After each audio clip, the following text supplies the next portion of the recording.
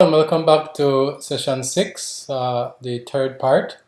In this final part for session 6, we want to add a few things to our web page, and then I want to briefly discuss redirection. Okay, so currently this is what is displayed. We have the length, we have the width, we have the area, and the ability to see the source code for the formula.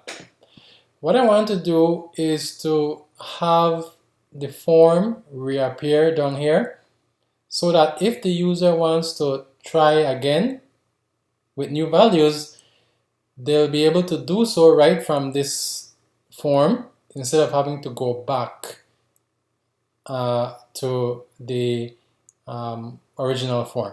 Okay, so we don't want them to go back here. We don't want them to go back here. We want them to stay on the page, and right at the bottom, try again. Okay, so that seems reasonable. Let's get the form. I'll just copy it. Okay, since you're using the same form.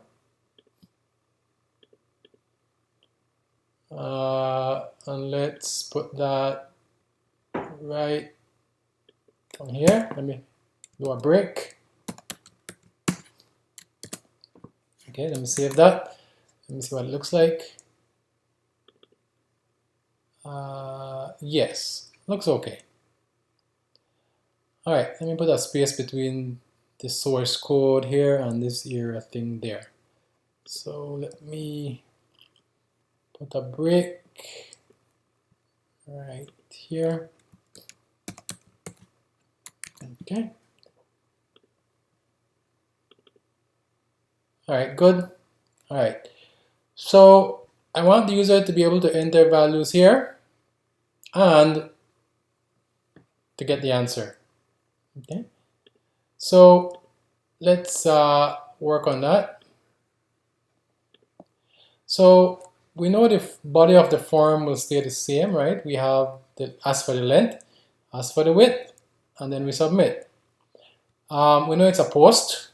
Now the question becomes, what is the action? There are only two choices you can consider, right? It's either area-calculator or area-calculator -2. So which one is it? Which one is it? Let's try area-calculator.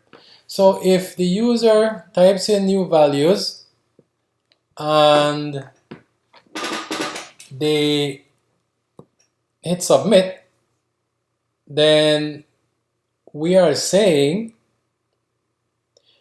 we want the user to go to this path, which means that if the user goes to that path, it will invoke getValues. And what does getValues do? getValues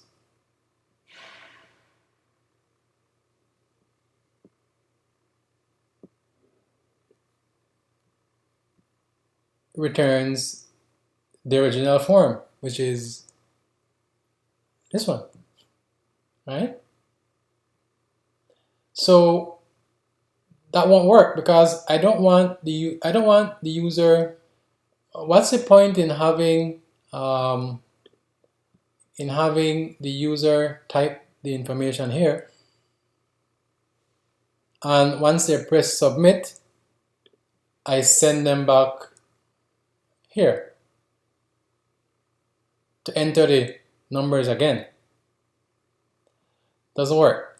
So what we want to do, we know that when the user enters values, where should they go? Well, they should go exactly where they are right now.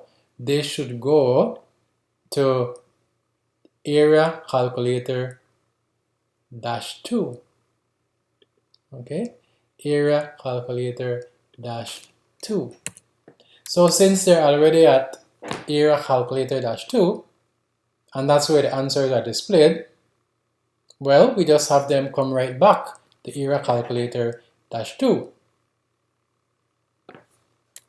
All right, so that's just something I wanted to show you. And let's see how this works. Okay, so let's try again. Localhost, and then let's say / era calculator. Let's put in 2. Let's put in 7. That should give me 14. And now, if I'm bored or something, I could say, you know, do you want to do it again? Okay, let's put in 3. Let's put in 7. And when I click submit, I should invoke the era-calculator-2 URL path, which should send me right back here. All right? Okay, I need to add something here. Let's add something like x3 board. And try again.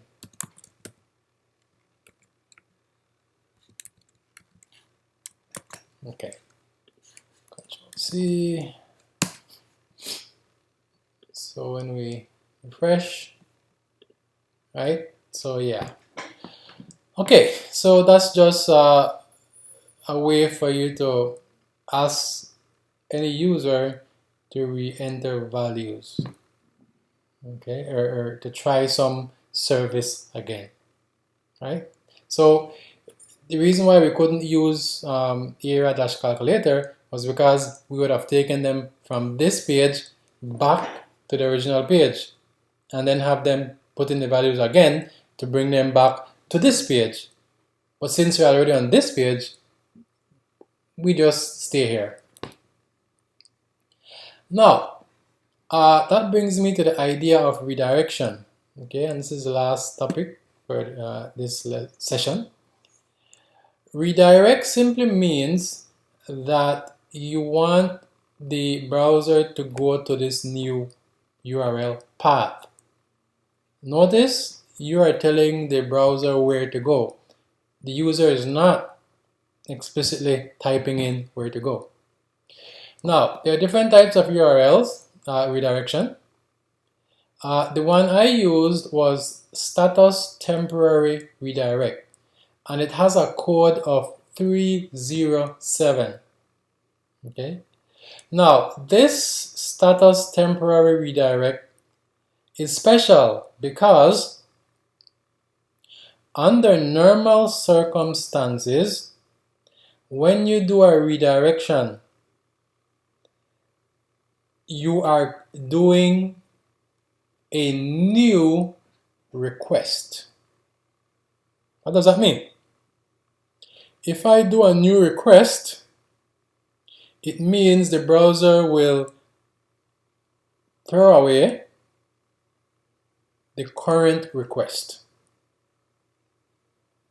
And what is the current request? The current request is the form which has my values. So when I submit and I redirect, the browser would throw away whatever I had and create a new request. In other words, I will lose all my data. All right. In most code that you look on for web apps, that's the type of request or redirect that is done, right? Because you're not trying to keep any data. You just want the person to go to a new page. Okay? But in our case, we wanted the original request and the data in that request to be saved. And to do that, we had to say 307, which is status temporary redirect. All right. Normally, the one that I was talking about, which creates a new request. That's 302.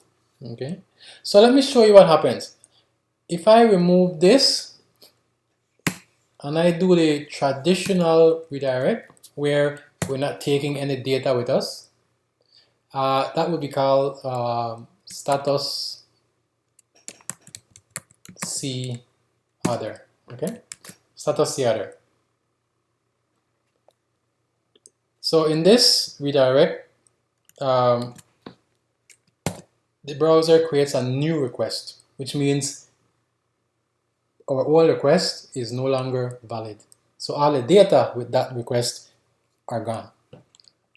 So if I run this, okay, let's go back. Okay, so I have my values here. Let's say 6, let's say 5, and I click submit. I have zeros. And the reason why I have zeros is because the template engine could not display anything. Why couldn't it display anything? Because there was nothing found. Why was there nothing found? Because it was a new request. And so that new request has no knowledge of length and width. Okay, so again, most code you see will have this kind of request right here where after you've done something, you go somewhere else. For example, you sign up for a service, right? After you sign up for the service, you are redirected to the login page. All right? Do you need any information to be carried to the login page? No, you don't. All right? So that's the way you redirect normally. In this example, I wanted to keep the previous request and all its data. So I had to do the other redirect, which is 307. Okay, so I would simply have done that. So status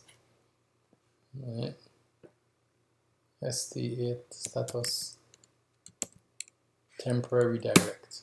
Okay, and once I do that, Go knows that it should keep the old request and it should not create a new one. All right, so when I come here, I refresh, submit, I now have it working. All right, so that's all I wanted to discuss. Again, it's a very sort of trivial problem. However, by solving this problem, we learned all the steps that you traditionally or typically would take in writing any kind of solution or any kind of service. Right? You need that URL path, you need the handler function, and you need that page flow. Right? So notice some of the knowledge you learned in your web development class comes in handy, such as GET request, POST, and so on. All right. Now, don't forget, you're learning these web foundations simply because most of the things you will be doing with databases will be in relation to web applications. It's very rare now that you're going to go to a job and they're going to say, okay, we only want you to be the database administrator. We don't want you to do any kind of web development. In Belize, that's very rare now. Okay? And those jobs are pretty much, they're somewhat filled because they only require one person.